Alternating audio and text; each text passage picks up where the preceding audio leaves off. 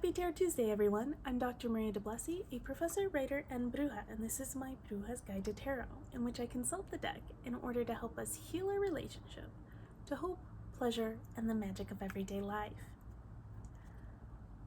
This week's card is the Eight of Swords. Now, it features a person who looks tied up, blindfolded, and surrounded on all sides by swords or things that are, almost caging them in. This card can come up when you are feeling trapped by your life circumstances. Maybe it's a situation, person, job, even just a feeling that is making you really feel trapped or hemmed in. Now, this card can also come up when you might unconsciously be feeding into a victim mentality. So here this figure does look trapped. However, we see that the bonds here are not super tight. Neither is the blindfold. And in fact, it wouldn't take much for this figure to lean against one of the swords to break those ties and free themselves. We also see in the back here this beautiful castle. It's a sanctuary, it's a high ground. So what this character really needs to do here is shift their perspective.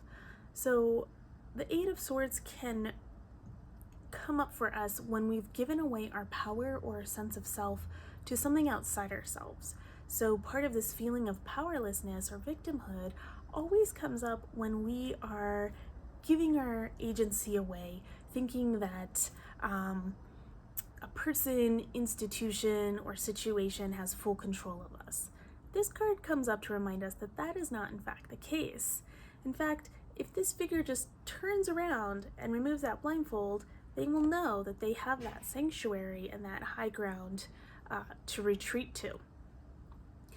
So when this card comes into your life, think about the places or spaces that are making you feel hemmed in or like you have limited options. And really then retreat to that high ground in the distance for that new perspective to say, what do I need to do to find my way out of this situation? Now, a lot of the times that's just an attitude change. If we give ourselves that emotional distance and reclaim our agency, we will be able to find a solution to whatever it is that's making us feel trapped. That's all I have for you today. Thank you so much for listening.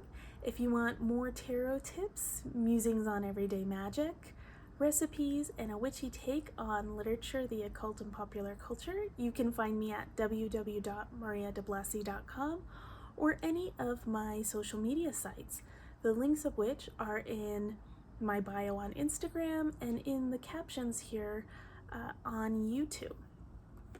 And if you're looking for more straightforward ways of tuning into your own energy and intuition for a more magical life, consider buying Practically Pagan, an alternative guide to magical living, out now with Moon Books.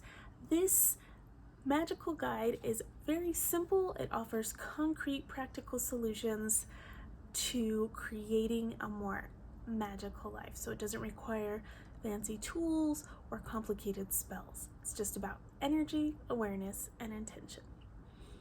Thank you again for listening, and remember, as I always say, true magic is in the everyday.